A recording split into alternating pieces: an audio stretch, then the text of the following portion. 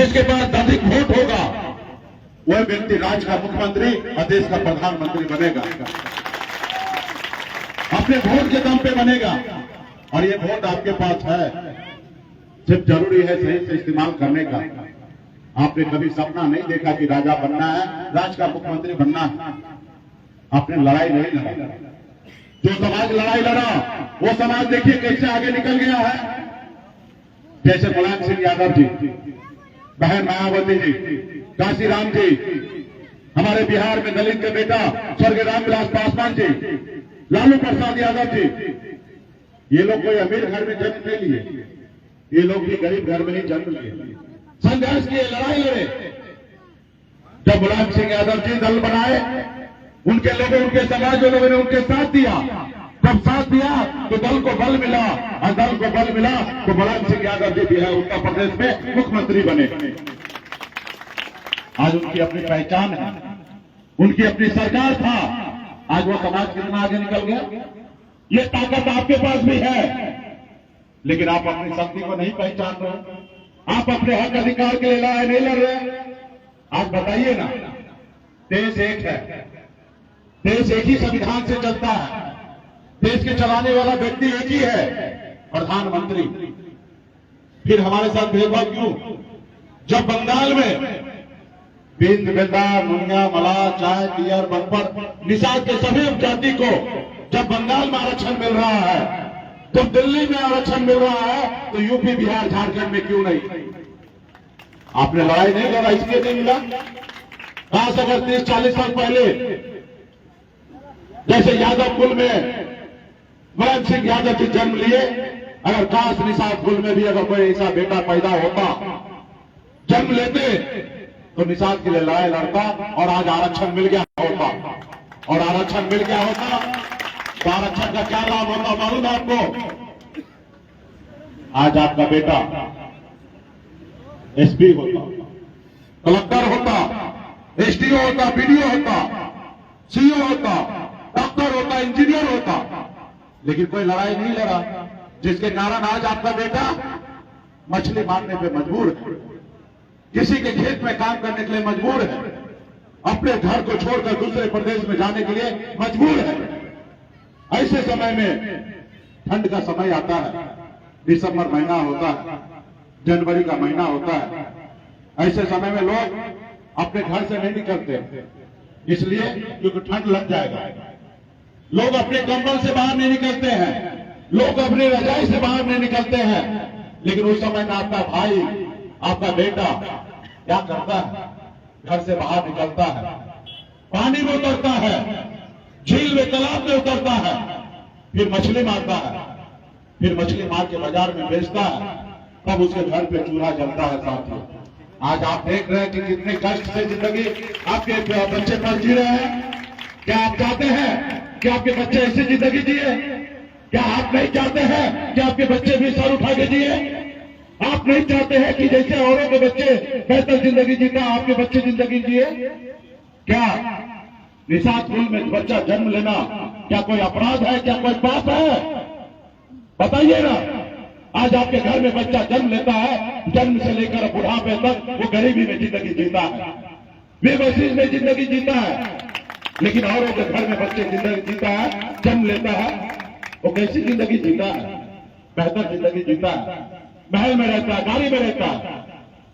लेकिन अपने बच्चे के लिए कौन सोचेगा? आपके बच्चे के लिए कौन सोचेगा? आपके बच्चे के लिए आप ही को सोचना पड़ेगा, दूसरा कोई नहीं आएगा सोचने के लिए। आज आजाद भारत में आज तक कोई आया सोचने के लिए? नहीं आया। मैं आया हूं आपके हक अधिकार के लिए लड़ने के लिए, इसलिए लड़ने के लिए आया क्योंकि मैं निषाद का बेटा हूं। मैं निषाद का बेटा हूं इसलिए लड़ रहा हूं। अगर मैं निषाद नहीं होता, मैं ब्राह्मण, भूमियार, राल, लाला होता, यादव होता, तो मैं भी नहीं आता लड़ाई लड़ने के लिए। मैं इसलिए लड़ाई लड़ रहा हूं क्योंकि मैं निषाद कुल में जन्म लिया। आज निषाद समाज को मैं अपना जात नहीं मानता, मैं अपना परिवार मानता हूं उनको। ये निषाद समाज जो है हमारा परिवार है, इसके लिए लड़ाई लड़ रहा हूं। और संघर्ष करने से आप बदलाव ला सकते हैं। जैसे महान हस्ती का नाम लिया, लालू प्रसाद जी, मुलायम सिंह जी, पासवान जी, ये सब संघर्ष करके आगे बढ़े। मुझे देखिए, मैं भी एक गरीब घर में ही जन्म लिया।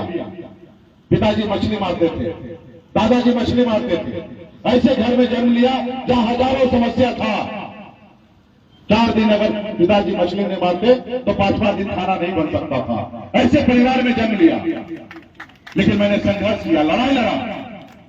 18 साल की उम्र में घर परिवार को छोड़कर मुंबई जैसे शहर चला गया। वहां मेहनत किया, मजदूरी किया।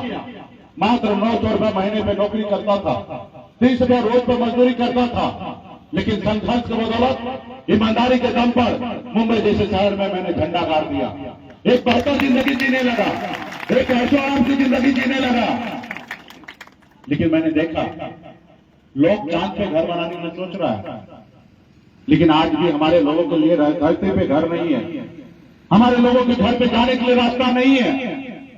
आज हमारे बच्चे इलाज के अभाव में दम तोड़ देता है, क्योंकि माँ बाप के पास पैसा नहीं होता है, वो इलाज नहीं करा सकता है, प्राइवेट हॉस्पिटल में इलाज नहीं कराता है, और बेबसी होके उनके बच्चे उनके आंख के सामने में दम तोड़ देता है। वही पैसे वाले का बच्चा प्राइवेट हॉस्पिटल में इलाज कराता है, उसको जिंदगी मिल जाता है। लेकिन आपके बच्चे को जिंदगी नहीं मिल पाता, क्योंकि आप लाचार हैं। क्या आप ऐसे ही लाचार रहेंगे हमेशा? साथियों, संघर्ष करना पड़ेगा। मैंने संघर्ष के बदौलत बदलाव लाया। मैंने संघर्ष किया, बिहार में लड़ाई लड़ा। आपने देखा, आजाद भारत में पहली बार हिंदुस्तान में, बिहार प्रदेश में हमने संघर्ष के बदौलत, कल तक हमारा समाज वहां एवं टिकट मांगता था, आज बिहार में टिकट नहीं मांगता, टिकट मांगता। ऐसी हम व्यवस्था बना दी है।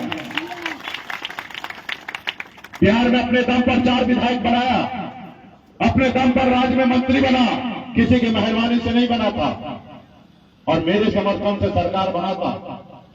हमारे पास 4 ही विधायक था, लेकिन सरकार का चाबी था। हम जिनको चाहते उनको बिहार के मुख्यमंत्री बना सकते थे।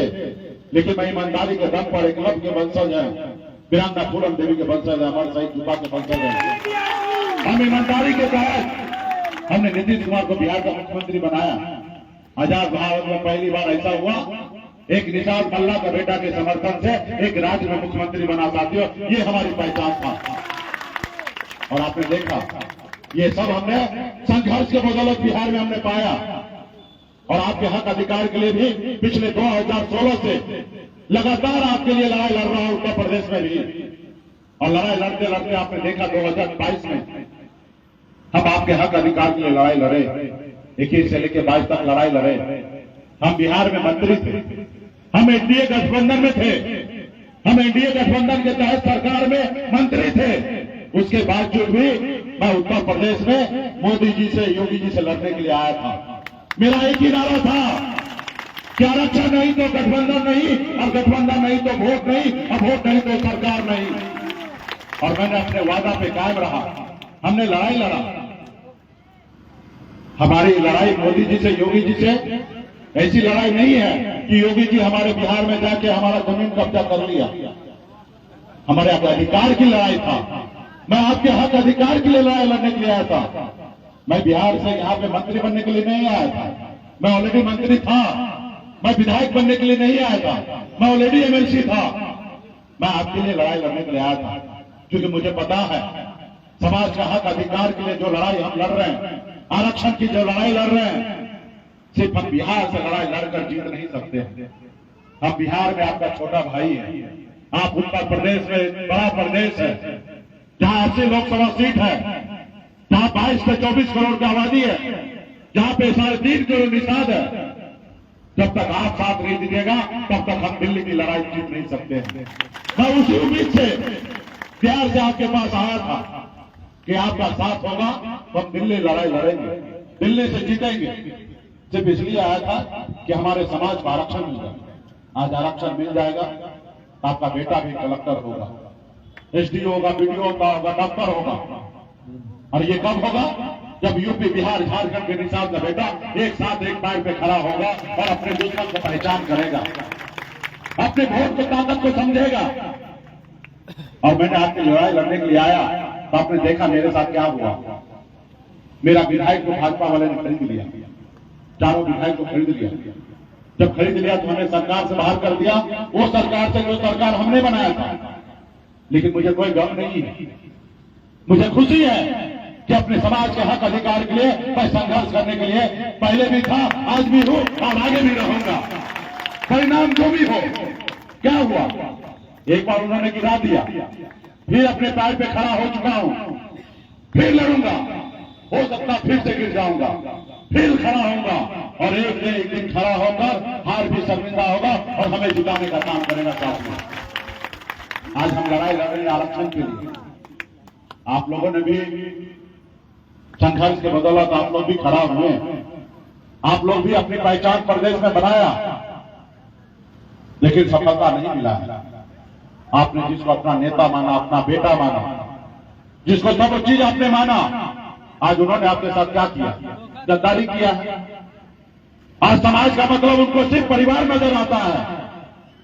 आज जो उनको आरक्षण लड़ाई लड़ना चाहिए, आज वहां पे गोदी में बैठकर योगी जी या मोदी जी को भगवान कहते हैं। ऐसी भगवान हमें नहीं चाहिए जो हमारे बच्चे के भविष्य के बारे में नहीं सोचता है। आज बताइए ना, आपने वोट दिया, मोदी जी को लाए, हमने सोचा एक पिछड़ा का बेटा है, देश में प्रधानमंत्री बनेगा, शायद पिछड़ा का कल्याण होगा। क्या मिला आपको 5 किलो चावल मिल रहा और आपका बेटा का नौकरी छीनकर दूसरे को बांट दिया। सामान्य वर्ग के लोगों को 10% आरक्षण दे दिया। आपका हक अधिकार है, लेकिन आपको नहीं मिला, लेकिन उनको आर्थिक आधार पर आरक्षण मिल गया। 8 लाख कम से कम कमाने वाले लोगों को आरक्षण मिल गया। और आपको क्या मिल रहा है, आपको गुलाम बना के 5 किलो चावल दे रहा है। तो क्या आप चावल चाहते हैं कि अपने बच्चे को नौकरी चाहते हैं? क्या अपने बच्चे का भविष्य चाहते हैं? आज ऐसा दो मोदी जी के चश्मा में है ना, एक चश्मा से सही दिखाई देता है और एक चश्मा धुंधला हो चुका है। एक तरफ ब्राह्मण भूमियार का बेटा गरीब नजर आ रहा है, उसके लिए सरकारी नौकरी में 10% आरक्षण लागू कर दिए, लेकिन मल्लाह का बेटा ठंड में उतर कर मछली मारता है, उनको नहीं दिखता है। मल्लाह का बेटा 8,000 रुपया महीना भी नहीं कमाता है, साल में 1 लाख रुपया भी नहीं कमाता है, लेकिन निषाद का बेटा नहीं दिखता है। आज हमारा अधिकार, हमको आरक्षण आपको नहीं मिल रहा, लेकिन आपने हमको दिया। मैं उनके आरक्षण का विरोध नहीं करता। इस देश में जो भी समाज, जो भी जाति गरीब है, सरकार का फर्ज बनता है उनके लिए एक बेहतर सुविधा दे। अगर आरक्षण को दिया तो मुझे कोई एतराज नहीं है, लेकिन मुझे एतराज यही है कि 2 चश्मा से देखना, ये हमें एतराज है। एक तरफ निषाद का बेटा 1 लाख भी नहीं कमाता है, उनको आरक्षण आप नहीं दे रहे हैं, लेकिन 8 लाख कमाने वाले को आप आरक्षण दे रहे हैं। एक तरफ जहां 10 लोग हैं, वहां पे 4 रोटी दे रहे हैं, और एक तरफ जो 4 लोग हैं उसको 10 रोटी दे रहे हैं। ये कहीं ना कहीं गलत है साथियों, ये कहीं ना कहीं गलत है। हम मानते हैं कि भाई देश का जाति का जनगणना कीजिए, देश में जिस जाति का जितना संख्या है उस संख्या के आधार पर आरक्षण लागू कीजिए, लेकिन आप ऐसा नहीं कीजिए। आप 50% जनरल रख के वहां पे भी उनको लाभ दीजिएगा और 10% आरक्षण अलग से काट दीजिए, और पिछड़ा ओबीसी SC ST का बेटा को आप क्या कर रहे हैं? तो साथियों, आपको समझना पड़ेगा, आपके अपने बच्चे के भविष्य के लिए लड़ाई लड़ना पड़ेगा। और जिसको आपने नेता माना, आज उनसे भी आग्रह है कि भाई आपको आज केंद्र मंत्री बने हैं राज्य में, तो ये समाज का देन है। आज मुकेश सहनी से दिल्ली डरता है तो ये समाज का देन है। इस समाज के पैर, सर पे पैर रख के आगे बढ़े हैं। इस समाज के लिए सोचिए, इस समाज के साथ खड़ा होइए। आज मैं लड़ाई लड़ने के लिए आया था, किस लिए? आपके अधिकार के लिए। मैं क्या कर, मुझे क्या जरूरी था उत्तर प्रदेश आने का, अपना कुर्सी कमाने का क्या जरूरी था? लेकिन मैंने अपने दिल से आपको अपना भाई, अपना परिवार माना हो, इसलिए लड़ाई लड़ने के लिए आया था। मुझे थोड़े यहां पे मंत्री बनना था, ऑलरेडी हम मंत्री थे। सिर्फ हमें एक ही सपना था कि जब बड़ी लड़ाई हम दिल्ली में लड़ेंगे, तो जब हम बिहार से निकलेंगे तो हमसे पहले आप उत्तर प्रदेश से निकलिएगा और दिल्ली पहुंच जाइएगा। सिर्फ यही सोच हमारा था। तो साथियों, जागरूक होना पड़ेगा, लड़ाई लड़ना पड़ेगा। अभी 2024 का चुनाव है। एक तरफ मोदी जी को प्रधानमंत्री बनना है, एक तरफ विपक्ष को प्रधानमंत्री बनना है, और ना ही आपको ना ही हमको बनना है। हमें तो सिर्फ आरक्षण चाहिए, ताकि यूपी, बिहार, झारखंड के 5 करोड़ निषाद के चेहरे पे मुस्कान आ सकता है। उसके घर पे खुशियां आ सकता है, उसका बेटा भी डॉक्टर इंजीनियर बन सकता है। इसके लिए हम लड़ाई लड़ रहे हैं साथियों। और इस बार हम लोगों ने दिल्ली में तो परेशान, हम उत्तर बिहार में तो हमने परेशान कर दिया है। सिर्फ जरूरी है आप उत्तर प्रदेश के निशान अपने पैर पे खड़ा हो जाइए, अपने अधिकार के लिए लड़ाई लड़िए, क्योंकि आपके बच्चे का लड़ाई आप ही को लड़ना पड़ेगा। आज आजाद भारत में आज तक कोई आया लड़ने के लिए? नहीं आया। और लड़ाई लड़ता तो शायद आपको आरक्षण मिल गया होता। अरे इस आजाद भारत में तो आपका जो अधिकार है वो नहीं मिल रहा है। आपको इस आजाद भारत में आपको गुलाम बना के रखना चाहता है। आज बिहार में हमें क्या क्यों लड़ाई? विधायक खरीद लिया। वो नहीं चाहता कि निषाद का बेटा खड़ा हो।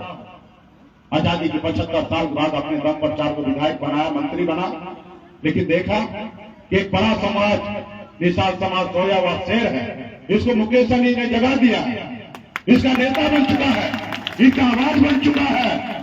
इस आवाज को बंद करो। अगर इस आवाज को बंद नहीं कर पाओगे तो इसका समाज, जैसे लालू प्रसाद जी महाराज सिंह अपने दम पर राज्य में सरकार बना लिया, ऐसे मुकेश सहनी को बना लेगा। जब मुकेश सहनी बना लेगा तो इसका समाज आगे निकल जाएगा, और जब इनका समाज आगे निकल जाएगा तो किसको गुलाम बनाओगे? तो उन्होंने एक रणनीति के तहत हमारे समाज को गुलाम बनाने के पहले उन्होंने हमें खत्म करने का निर्णय लिया। इसलिए हमें मंत्री से हटाया, हमारे विधायक को खरीदा। उनको मुकेश सहनी से तकलीफ नहीं था, उनको आपसे तकलीफ है कि आप खड़ा हो रहे। वो तो आज भी हमारे पास आ रहा है, हमारे जैसे कह रहा है कि सहनी जी हमसे जो गलती हो उसको माफ कीजिए, आज हमारे साथ आ जाइए। और आप एक क्या हमारे साथ आइए, अगला बिहार का मुख्यमंत्री आप बन जाइएगा, सिर्फ मेरे साथ आ जाइए। हमने कहा भाई हम मलाह का बेटा है, हम मछली को जाल में फंसाते हैं, जाल में फंसते नहीं है। हम अपना झोपड़ी में रहेंगे, लेकिन झोपड़ी का बादशाह बने रहेंगे। तुम्हारे महलों में आके हमें गुलामी नहीं करना है, तुम्हारे महलों में आके गुलामी नहीं करना है। हम अपने समाज के हक अधिकार के लिए लड़ाई लड़ेंगे। और इस बार हमने ऐसी दवा बनाया है मोदी जी के लिए, ऐसी दवा बनाई है जैसे कोरोना काल में आपने देखा देश के डॉक्टर ने एक वैक्सीन बनाया था। वैक्सीन से देश के लोगों को सुरक्षित करने के लिए, देश के लोगों को सुरक्षित करने के लिए बनाया गया था। इस बार हमने भी एक वैक्सीन बनाया है बिहार में, और ऐसी वैक्सीन बनाया है जितना वो वैक्सीन लगाइएगा ना आप लोग, उतना दिल्ली का कुर्सी हिलेगा। और जितना मोदी जी का कुर्सी हिलेगा ना उतना वो डरेंगे, और जितना वो डरेंगे उतना आपका आरक्षण का काम करेंगे। और वो आरक्षण करेंगे तो आपका बेटा भी कलेक्टर बनेगा। वो वैक्सीन का नाम है मालूम है? वो वैक्सीन का नाम है गंगा जल। उस गंगा जल से जितना भी बिहार में निषाद का बेटा संकल्प ले रहा है, उतना मोदी जी हैरान परेशान हो रहा है कि हमारा सत्ता कहीं ना चला जाए। आज वो झुकने के लिए तैयार हो गया।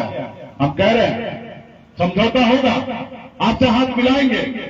राजनीति में कोई दोस्ती या दुश्मनी नहीं होता है, लेकिन हाँ हमारा जो एजेंडा है उसको पूरा कीजिए। हमारी जो आरक्षण की लड़ाई है, आप आरक्षण लगा के लागू कीजिए, फिर हम आपके साथ हैं। और आरक्षण नहीं लागू कीजिएगा तो हमारा आपसे कोई दोस्ती नहीं होगा, कोई ये नहीं होगा। और इसके लिए लड़ाई लड़ रहे हैं साथियों। और मैं उत्तर प्रदेश के साथी से भी आग्रह करता हूं, और खास करके अभी घोसी को चुनाव आया, वहां के निषाद नेता को मैं सलाम करता हूं। उन्होंने लड़ाई लड़ा। नेता भले बदल गया है, नेता भले बिक गया है, नेता भले स्वार्थ में आ गया है, लेकिन जनता अभी खड़ा हो चुका है। उन्होंने भी नारा दिया आरक्षण नहीं तो वोट नहीं, और वोट के दम पे घोसी का परिणाम आया। बता दिया कि अब हमारे बीच में कोई दलाल नहीं रहेगा। हम अपने हक अधिकार के लिए, अपने बच्चे के हक अधिकार के लिए हम लड़ाई लड़ेंगे। और वहां पे दिखा दिया 20% भी वोट निषाद ने भाजपा को नहीं दिया। साबित कर दिया कि हर एक निषाद का बेटा उत्तर प्रदेश में अपने बच्चे के भविष्य के लिए और अपने आरक्षण के लिए लड़ाई लड़ने के लिए तैयार हो गया। और ये बात मानने लगा भाजपा वाले लोगों ने। वो लोग कहने लगा कि यहाँ पे नारा निकाल दिया कुछ लोग विपक्षी वाला कि वोट नहीं तो आरक्षण नहीं तो वोट नहीं। सही बात है, आरक्षण नहीं तो वोट नहीं। और ये नारा के साथ अगर रहेंगे साथियों, संकल्प के साथ रहिएगा तो डरेंगे। अभी आपने देखा होगा 4 दिन 5 दिन पहले राष्ट्रीय स्वयंसेवक के संघ के प्रमुख मोहन भागवत जी ने बयान दिया, जो कल तक आरक्षण खत्म करने की बात कर रहा था, आज वो आके बयान दिया। वो आज मैं कहने पे मजबूर हो गया कि नहीं, सही बात है, जो 2000 साल से पीड़ित है, परेशान है, जो जानवर के जैसे जिंदगी जिया है, अगर उसको आरक्षण मिल रहा है तो मेरा कोई ऐतराज नहीं है। आज ये बोलने लगा है और ये आपके लिए अच्छा संकेत है। इस समय सिर्फ आपको अपने पैर पे खड़ा होना पड़ेगा और अपने बच्चे के भविष्य के बारे में सोचना पड़ेगा कि आपके बच्चे का भविष्य कैसे बनेगा। और आपके बच्चे का भविष्य सिर्फ 2 ही चीज से बनेगा, एक समाज का आरक्षण से और एक समाज में पढ़ाई लिखाई से। तो ये सब पढ़ाई लिखाई आप करिए और आरक्षण के लिए वोट का कम इस्तेमाल कीजिए, अपने हक अधिकार के लिए मैदान में उतरिए। और जब मैदान में उतरिएगा तो समाज को आरक्षण मिलेगा। आज मैं बिहार से लड़ने के लिए आपसे आया, सिर्फ ताकत दिखाने के लिए, दिल्ली वाले को एहसास कराने के लिए कि मोदी जी सिर्फ बिहार के निषाद खाली विद्रोह नहीं कर रहा है, उत्तर प्रदेश के भी निषाद का बेटा आपसे विद्रोह करने के लिए तैयार है। अगर आरक्षण नहीं दीजिएगा तो आपको कुर्सी से उतारने के लिए उत्तर प्रदेश के भी, गाजीपुर के भी निषाद का बेटा खड़ा है, चंदौली का बेटा खड़ा है, बलिया का बेटा खड़ा है, उत्तर प्रदेश का हर जिला का बेटा खड़ा है आपको हराने के लिए। सिर्फ ये आवाज दिल्ली तक पहुंचाना पड़ेगा। आज बिहार में तो हमने घर घर तक संकल्प करवा लिया। आज वहां पे 80% निषाद का बेटा हाथ में गंगा जल लेके संकल्प ले लिया है कि हम अपने बच्चे के भविष्य के लिए हम लड़ाई लड़ेंगे। आज वहां पे हमने कमजोर कर दिया और वैसे पहले से भी थोड़ा कमजोर हो गया जब नीतीश कुमार जी बाहर निकल गए। आज वहां पे हमारे डर से वहां पे नेता प्रतिपक्ष निषाद को बेटा को बनाया। जब से हमने यात्रा निकाला दिल्ली का कुर्सी हिलने लगा और 10 दिन पहले नेता प्रतिपक्ष एक निषाद का बेटा को बनाया ताकि मुकेश सहनी से लड़ाई लड़ सकते। आज वो मान रहा है कि नीतीश कुमार बिहार में फैक्टर नहीं है, बिहार में फैक्टर मुकेश सहनी बन गया और मुकेश सहनी को तोड़ने के लिए, मुकेश सहनी के समाज को गुमराह करने के लिए एक मोहरा को आगे ला दिया। लेकिन बिहार में कोई मोहरा को नहीं देखेगा। वहां पे तो अपने दल, अपने नेता, अपने पार्टी को, अपने समाज के बच्चे का भविष्य के लिए खड़ा होगा और वैसे आपको भी खड़ा होना पड़ेगा। और जब तक खड़ा नहीं होंगे तो आपका समाज आगे नहीं बढ़ेगा। आप पॉलिटिकल रूप से पहले से हमसे जागरूक हैं, लेकिन हम राजनीतिक रूप से आपसे ज्यादा लाभ बिहार में लेते हैं। हमको 18% अलग से आरक्षण मिलता है। ओबीसी जो है, ओबीसी 2 पार्ट में है, पिछड़ा अति पिछड़ा, BC 1 और BC 2, और हम लोग बिहार में BC 1 में आते हैं। और पंचायती राज में 11% सीट जो है निषाद का बेटा अपने दम पर कब्जा कर लेता है। ये हमारे वहां पे पहचान है। यहाँ पे भी आपको करना पड़ेगा और ये सब होगा अपने वोट को इस्तेमाल करने से। तो क्या आप लोग लड़ाई लड़ने के लिए तैयार हैं? ये आवाज दिल्ली पहुंचेगा। अरे लड़ाई लड़ने के लिए तैयार है तो हाँ बोलिए। हाँ, अब ये आवाज दिल्ली पहुंचेगा और मोदी जी को हमको दिखाना है। तो क्या आप लोग संकल्प लेने के लिए तैयार हैं? हाँ, अभी मोदी जी तो यहाँ है नहीं, ये वीडियो कैमरा वाले भाई हैं। ये जैसे जैसे आप संकल्प लीजिएगा ना, ये वीडियो बना के रात में मोदी जी को ट्वीट कर देंगे। और ऐसे घर घर अभियान चल रहा है। एक एक लोग संकल्प लीजिए और मोदी जी को डायरेक्ट ट्वीट कर दीजिए, डायरेक्ट उनको भेज दीजिए और वो देखेंगे। जैसे नारा आपने अभी घोषी में दिया, आरक्षण नहीं तो वोट नहीं, ऐसे नारा हर गांव में, हर चौक चौराहे पे, हर एक गांव में आप नारा लगाने लगिए। देखिए मोदी जी डरेंगे और आपको आरक्षण देगा। हर एक युवा नेता, वीआईपी पार्टी का नेता है या समाज का बेटा है, आप गांव में निकलिए। गंगा जी भी आपके बगल में है, गंगा जल उठाइए और हाथ में संकल्प लेते समय एक वीडियो बनाइए और बताइए कि मोदी जी आरक्षण नहीं तो दिल्ली का वोट नहीं। ये संकल्प लीजिएगा तो निश्चित तौर पे मोदी जी जब देखेंगे, उनको रिपोर्ट मिलेगा, वो डरेंगे और आपका आरक्षण करेंगे। तो अभी आप सभी को संकल्प लेना पड़ेगा ताकि मोदी जी रात को देखे कि गाजीपुर का निषाद का बेटा संकल्प ले लिया है कि अपना वोट नहीं बेचेगा। तो अपने पास जो वैक्सीन है ना, निकालिए। जो आपके पास जो वैक्सीन है जिसे गंगा जल कहते हैं, अगर निषाद का बेटा है, अगर निषाद का बेटा है तो गंगा जल निकालिए, एक एक निषाद का बेटा, और ढक्कन को खोलिए और चूरू में लीजिए और हाथ को ऐसे कीजिए ताकि हाथ कैमरा में आ सके। कि देखेंगे एक एक निशान के बेटा संकल्प। ढक्कन खोलिए चाचा, सभी चाचा माता बहन सब ढक्कन खोलिए, हाथ में लीजिए और ऐसे कीजिए। हाँ, हाथ को ऐसे कीजिए ताकि कैमरा में आ सके। सभी नेता लोग को भी दीजिए, सभी लोग हाथ में लीजिए। हाँ, और मैं जैसे जैसे संकल्प पढ़ रहा हूं आप लोग भी पढ़िए। मैं प्रभु श्री राम, भगवान गोराज निषाद, भगवान वेद व्यास, भगवान महर्षि कच्छप, कोयला वीर बाबा, काशीदास बाबा, वीर एकलव्य, अमर शहीद चुपासानी, वीरांगना फूलन देवी और अपने पूर्वज को साक्षी मानकर हाथ में गंगा जल लेकर संकल्प करता हूं कि अपने समाज और अपने आने वाले पीढ़ी के लिए हर परिस्थिति में संघर्ष करूंगा और अपनी विकास इंसान पार्टी के साथ रहूंगा। पार्टी जो निर्णय लेगी हम उस निर्णय के साथ रहेंगे। हम संकल्प लेते हैं एक रोटी कम खाएंगे लेकिन अपने बच्चे को पढ़ाएंगे लिखाएंगे। हम संकल्प लेते हैं एक एक निषाद के घर पे जाएंगे, सभी को संकल्प करवाएंगे। जय निषाद राज, जय वीआईपी, जय उत्तर प्रदेश। बहुत बहुत धन्यवाद आप सभी साथी को और यहाँ पे माता बहन सभी साथी को। हम तमाम यहाँ पे निषाद का बेटा गंगा माता के पुत्र हैं। देश के जितने भी निषाद हैं वो गंगा माता के संतान हैं और हम लोगों ने गंगा जी का संकल्प साक्षी मानकर, पूर्वज को साक्षी मानकर हाथ में गंगा जल लेकर संकल्प लिया है कि आने वाले समय में अपने बच्चे के हक अधिकार के लिए लड़ाई लड़ेंगे, अपने वोट को ताकत को दिखाएंगे और एक रोटी कम खाएंगे लेकिन अपने बच्चे को पढ़ाएंगे लिखाएंगे। और जितना भी नौजवान युवा साथी है सभी को बहुत बहुत धन्यवाद, पार्टी के सभी साथी को कि ये मुहिम को तेज कीजिए ताकि 2024 में हम लोग आने वाला समय में अपने समाज को आरक्षण लेने का काम करेंगे साथियों। और जितने भी हमारे साथ मोटरसाइकिल से है आगे आगे चले और 4 चक्का से जो है पीछे पीछे चले। बहुत बहुत धन्यवाद। मुकेश सहनी जिंदाबाद।